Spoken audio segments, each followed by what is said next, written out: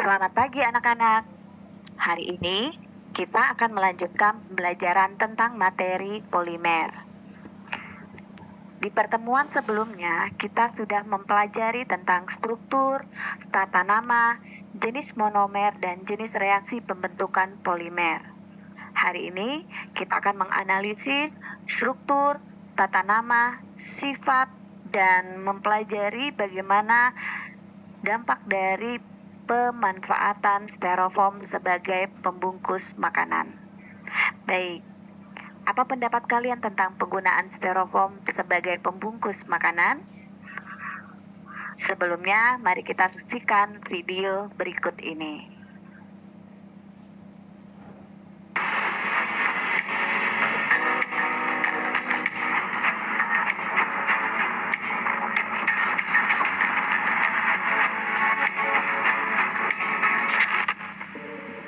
Siapa yang tak kenal dengan wadah styrofoam alias gabus sintetis? Dengan mudah kita menemukan styrofoam digunakan untuk membungkus makanan. Tak hanya pedagang kaki lima, industri besar juga memanfaatkan styrofoam sebagai kemasan makanan. Salah satunya sejumlah produsen mie instan di Indonesia. Styrofoam dibuat dari polistiren, zat kimia yang sifatnya ringan, serta bisa berbentuk cair maupun busa padat setelah diproses. Styrofoam juga mengandung beberapa zat kimia seperti benzene dan stiren. Dua zat ini dianggap berbahaya karena tidak dapat dicerna oleh tubuh manusia. Dalam makanan berkadar lemak tinggi, bahan kimia pada styrofoam lebih mudah larut ke dalam makanan tersebut. Sementara makin panas minuman atau makanan, semakin cepat pula migrasi bahan kimia pada styrofoam terhadap makanan atau minuman tersebut. Selain merupakan ancaman bagi kesehatan, penggunaan styrofoam juga menimbulkan pencemaran lingkungan serius karena styrofoam tidak bisa terurai di dalam tanah. Apa yang kalian pahami setelah menonton video tadi? Mari kita menuju ke perpustakaan untuk mengetahui lebih lanjut tentang styrofoam. Mari anak-anak.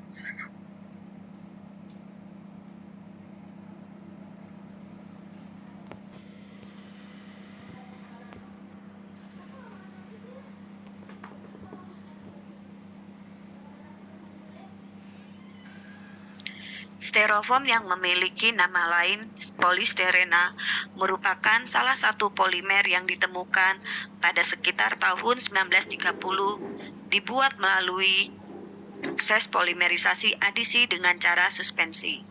Sirena dapat diperoleh dari sumber alam yaitu petroleum. Sirena merupakan cairan yang tidak berwarna, menyerupai minyak dengan bau seperti benzena dan memiliki rumus kimia C8H8. Styrofoam dapat menimbulkan kerugian bagi manusia dan alam. Bila ditinjau dari faktor alam atau lingkungan, sudah kita ketahui semua bahwa styrofoam sangat berbahaya karena bila sampahnya terus-menerus dan tidak ada upaya untuk mendaur ulang, maka akan dapat menimbulkan timbulan sampah yang sulit untuk diurai.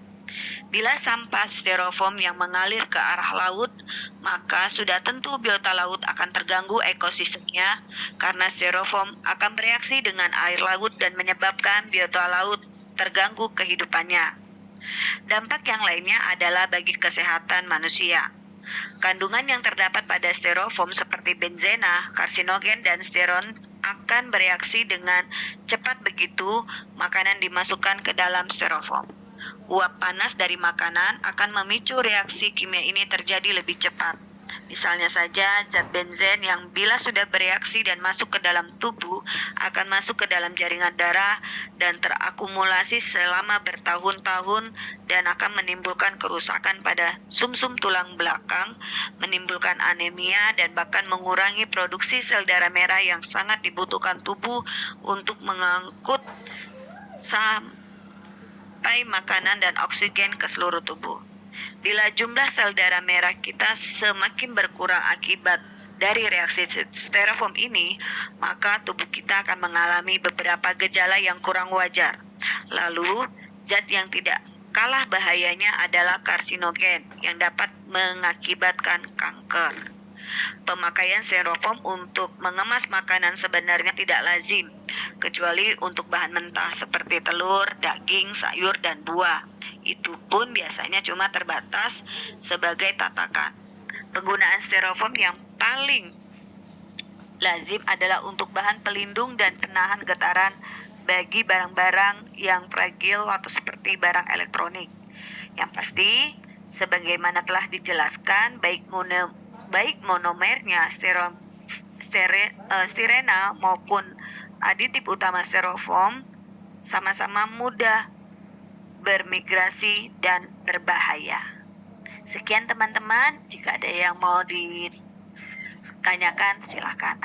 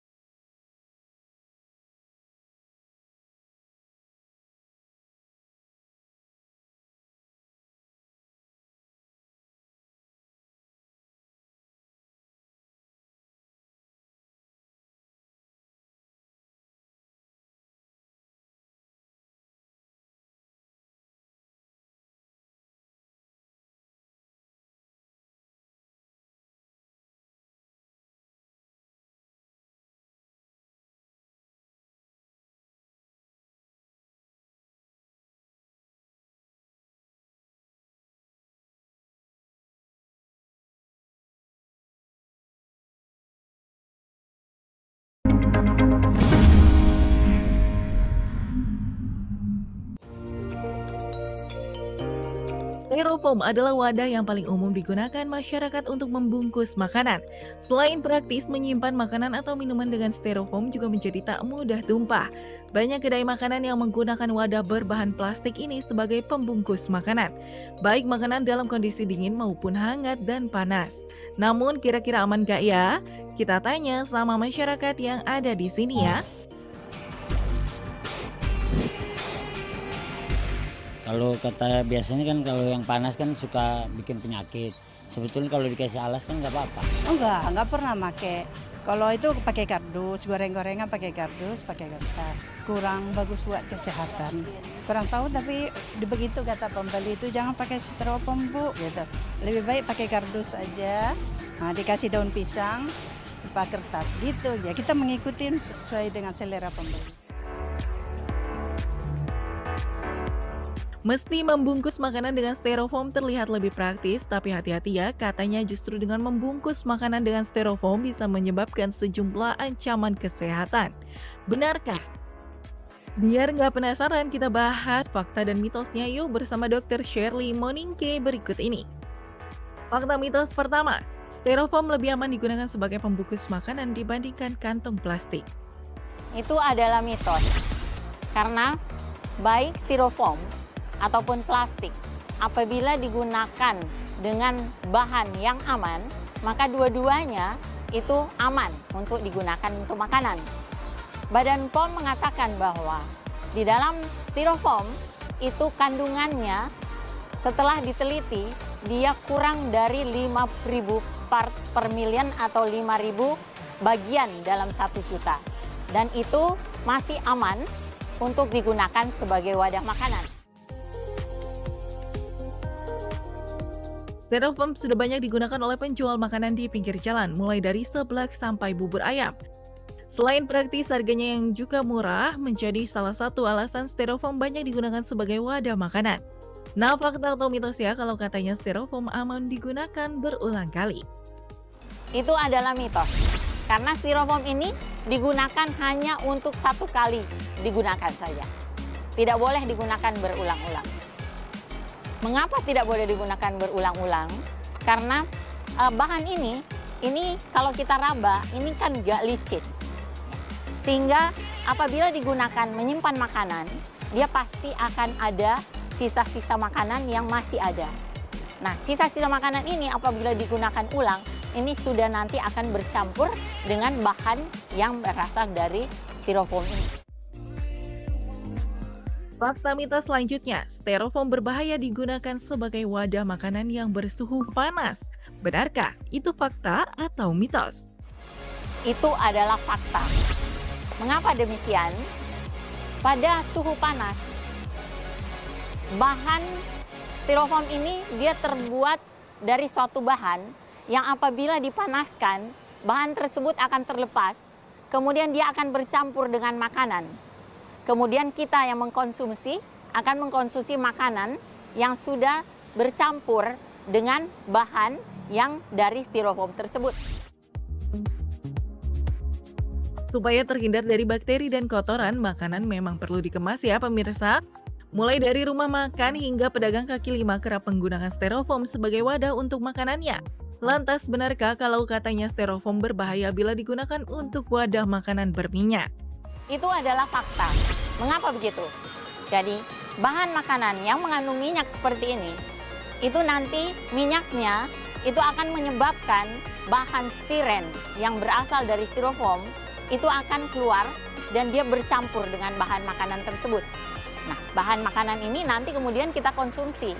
Nah, hal ini, bahan stiren itu adalah salah satu bahan yang adalah bahan yang disebut karsinogen atau dapat memicu terjadinya kanker. Sakit kepala menjadi salah satu jenis sakit yang sering dialami oleh orang yang kurang tidur. Padatnya aktivitas tak jarang membuat sebagian orang harus mengurangi waktu tidurnya. Selain itu, masyarakat juga berpendapat kalau penggunaan styrofoam dapat menyebabkan sakit kepala. Benarkah? Itu adalah fakta apabila yang pertama, bahan makanan yang ditaruh di dalam styrofoam itu adalah bahan makanan panas, bahan makanan yang berminyak, kemudian bahan makanan yang asam, atau diletak makanan ini ditaruh di styrofoam ini terlalu lama. Itu maka akan menyebabkan gangguan atau penyakit dalam tubuh. Apalagi nantinya stiren tadi dia tidak dapat dikeluarkan oleh tubuh. Dia nanti akan terjadi penumpukan yang dapat menyebabkan gangguan kesehatan bagi tubuh manusia.